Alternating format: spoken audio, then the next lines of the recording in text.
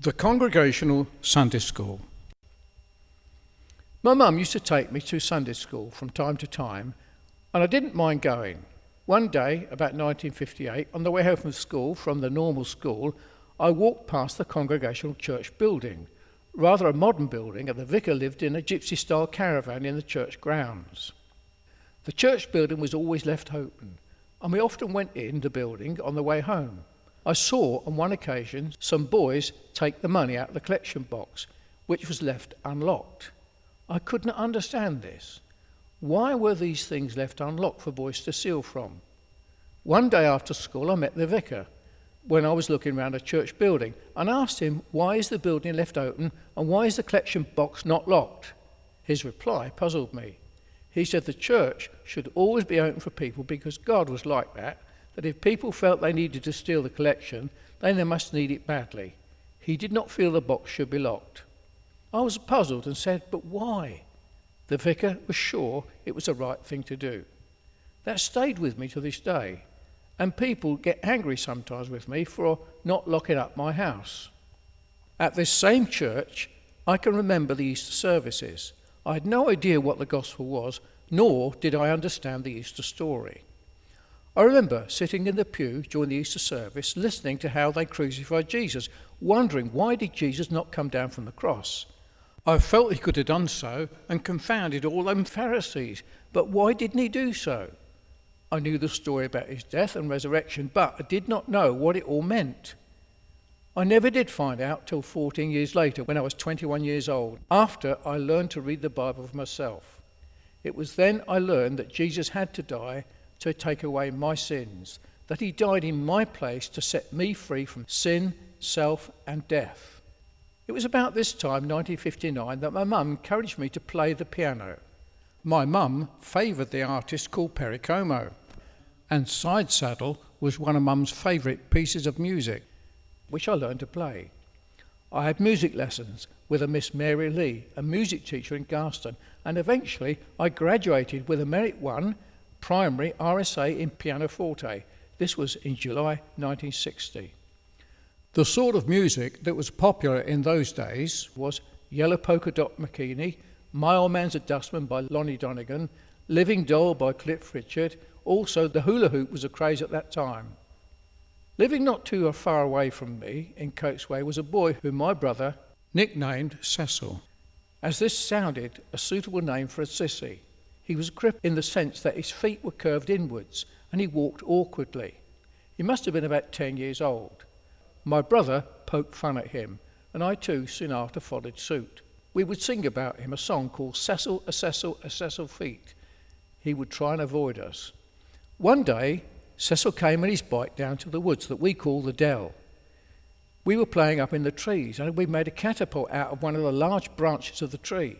One person would sit in the branch and 2 or 3 boys would pull the branch down and release the rope when the branch was fully bent. The rope would be released and the person would be catapulted up into the air.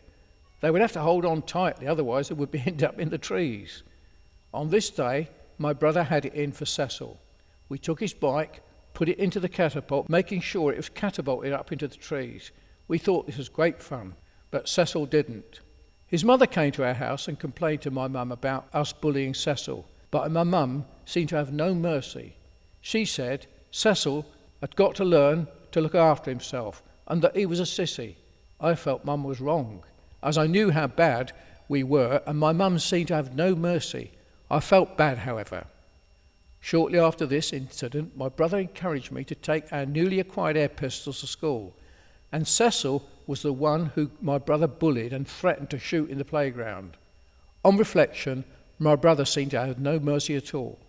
Michael must have been in the final year at school, and I was in the first year of Lee Farm Junior School. It wasn't long after before my air pistol was found and confiscated at school. After the assembly, one of the boys had taken it out of my desk and was running around the classroom with it when the teacher walked in. I was in trouble again with the headmaster, and this would have been another time I got the cane for bringing a dangerous weapon to school. During this time, one day, I was not well and stayed at home whilst my mum went to work. It was cold and all the heating had to be done by a 1-bar electric fire. At this time, I was sitting in a chair in our lounge trying to read, but drifted off to sleep. My arm fell down onto the fire element and I was electrocuted. I was unconscious, and when I came to, my hand was burned so much and was in real pain. All I could do was remember what to do. I ran my hand under the cold tap, then wrapped it in a hand towel.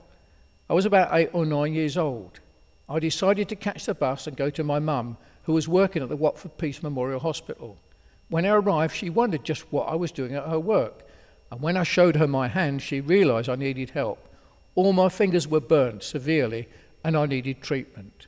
In fact, it was serious, because I could have been killed by the electric shock, as I was knocked unconscious and could have been stuck to the electric element powered by 240 volts AC.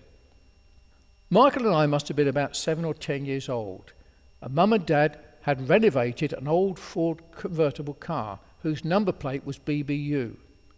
Mum had bought the car whilst we were living in Oldham, and Dad was working in Watford.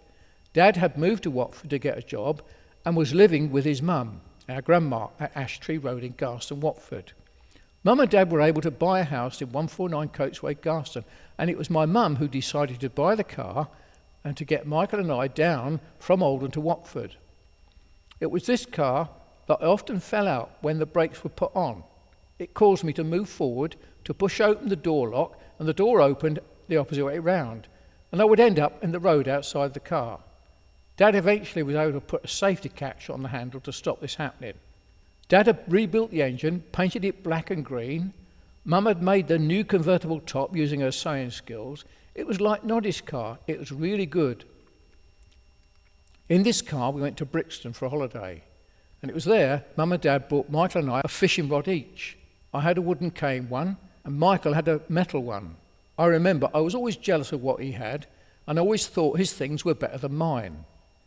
Keen to try out the rods out near the sea, Michael rushed to the harbour waterside just round the corner and soon came back crying. He said a man had taken his rod and thrown it into the sea, or part of it.